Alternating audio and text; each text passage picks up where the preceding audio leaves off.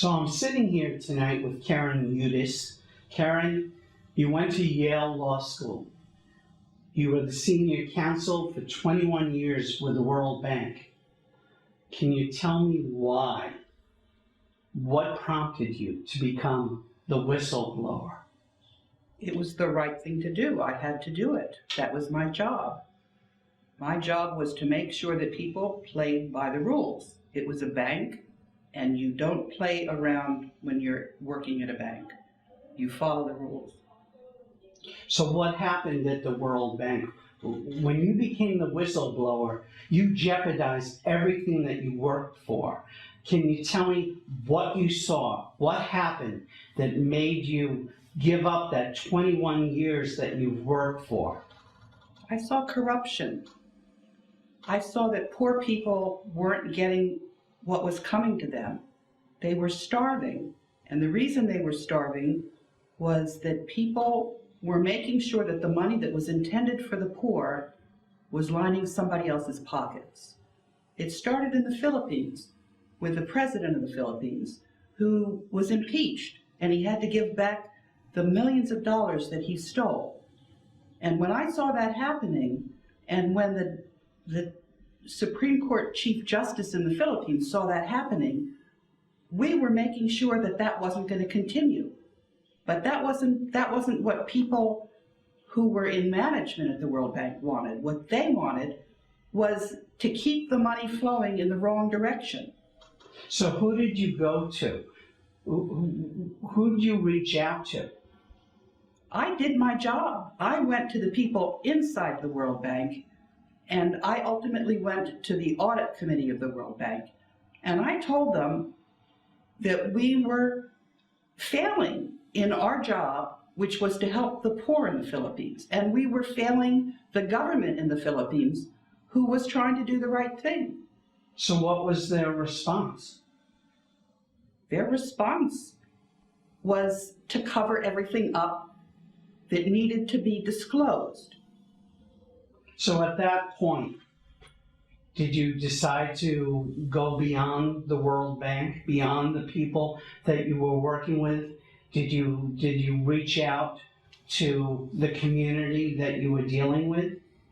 I followed the rules of professional responsibility for the legal profession, and I did what the Senate and the House of Representatives required at the World Bank. What they required was that any lawyer or accountant that saw that money was going in the wrong direction was supposed to disclose that up the corporate ladder, which is what I did. I went to the audit committee. It was only when people didn't do their job that I did what the requirement for lawyers is, and that is I ultimately went to the US Congress, and I told them that there was corruption and that the lawyers were being prevented from doing their job. At what point, because we know that you were let go, at what point did you feel your job was in jeopardy? It was always in jeopardy, but that wasn't going to prevent me from doing what I had to do, because I was trained to do my job, and my job was simply to make sure that the information that the board needed so that they could do their job went to the board. A cover-up in a bank is a terrible thing because money gets spent where it's not supposed to go. Now, we were told that an outside accounting firm was hired to come in and look at the books. What happened with that? Yes, I spoke to the audit committee, and I told them that they needed to get an outside audit firm to come in. And what happened was the audit firm didn't follow the rules. There's something called the Public Company Accounting Oversight Board that put out rules for the accounting profession. And what ultimately happened was the man who was the controller at the World Bank put me in touch with the umbrella organization for accountants. That's the IFAC, International Federation of Accounting. And I told them everything that I told the US Congress. For the average person who's watching this right now, who may not totally comprehend the magnitude of the World Bank. Can you tell me who was suffering with this corruption? Everybody in the whole world, because the World Bank is an international cooperative that's owned by 187 countries, including the US. The US has a 20% share. And when there's a breakdown in the rules at the World Bank, what this basically means is that the entire financial system is broken. And one of the terrible things is that it's not just the poor people, but it's also the securities markets in the whole world, because the World Bank issues bonds, $110 billion worth of bonds. 70% of those bonds are in dollars, and the rest are in all the currencies of the world. And when the accountants aren't keeping the books straight at the World Bank, you don't have confidence in the international monetary system. So you have to fix the problem. And I knew that if I let this problem go, there was going to be a currency war. I couldn't let it go. I was obligated. And the man who helped write the rules at the World Bank, the treaty, because 187 countries have passed their own legislation to belong to the World Bank.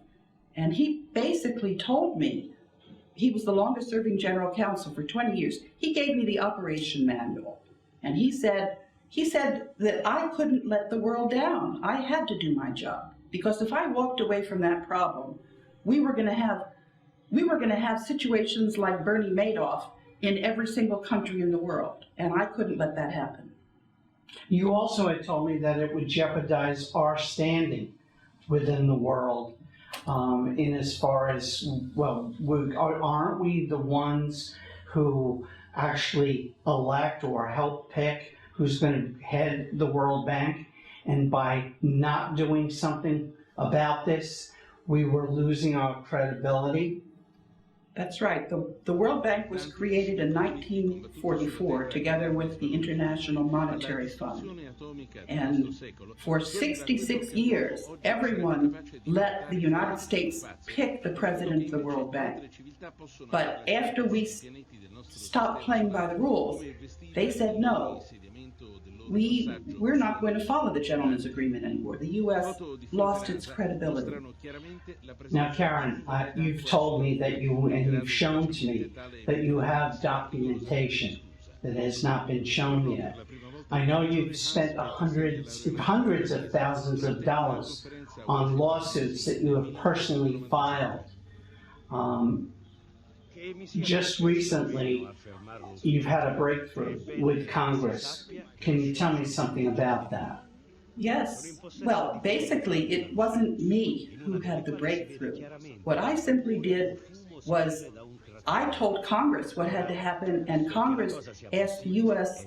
Government Accountability Office to do a study of the World Bank. And the World Bank refused. 3 senators, Senator Lugar, Leahy, and Bach, asked for the U.S. GAO to find out what was going on. And the World Bank refused to answer the questions. Can you imagine? That's contempt of Congress. You can't let that happen. And so when the World Bank asked Congress for money, guess what Congress said? They said no. They said, we're not gonna give you a blank check. We have to make sure that the money is spent the right way. And if you're not going to answer the questions of the US GAO, we would be remiss if we appropriated that money. That happened on the 9th of March. That was the House Appropriations Committee. So for all the people that are watching this video right now, what would you like them to do? I would like them to do their jobs as citizens and hold their government accountable, and make sure that they thank the Appropriations Committee for making sure that the GAO studies completed. And I would like to make sure that they hold their Congress people accountable, their senators and their representatives in the House. I'd also like them to learn what they need to know about the international monetary system, because they can't just leave it up to lawyers like me. They need to protect me. They need to get me back at the World Bank. So bottom line here, if we do nothing about this, what's the end result? The end result is that people won't know whether the dollar is going to stay the international currency. Because if the U.S. can't be counted on to play by the rules, why should they hold dollars? Why shouldn't their ministers of finance hold a different currency? And if the dollar loses its status as the international currency, this country is going to be in a very difficult, tight spot. We have to be credible. We have to be accountable. We have to follow the rules. Is there anything else you'd like to say? I'd like to thank all the people that have been helping me and standing behind me. And there have been a lot of them.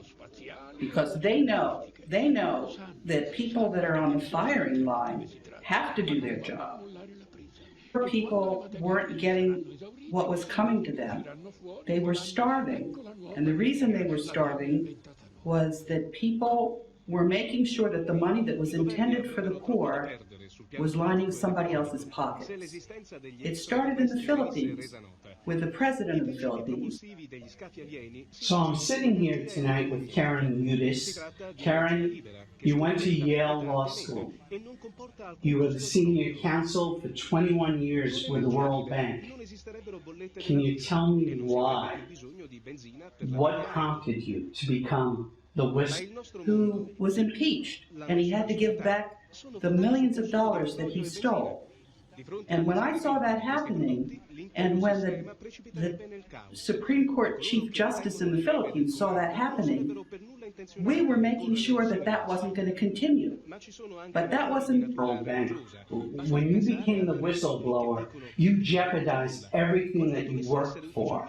Can you tell me what you saw, what happened that made you give up that 21 years that you've worked for?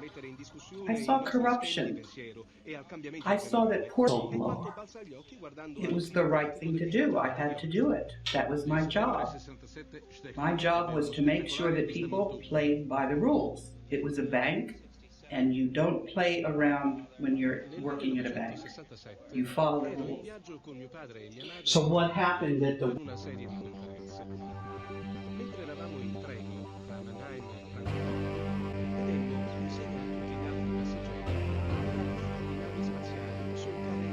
proprio sopra di noi, ad un'altezza di circa 3.400 metri, e quindi scomparire. Il grappolo di UFO seguiva la ferrovia.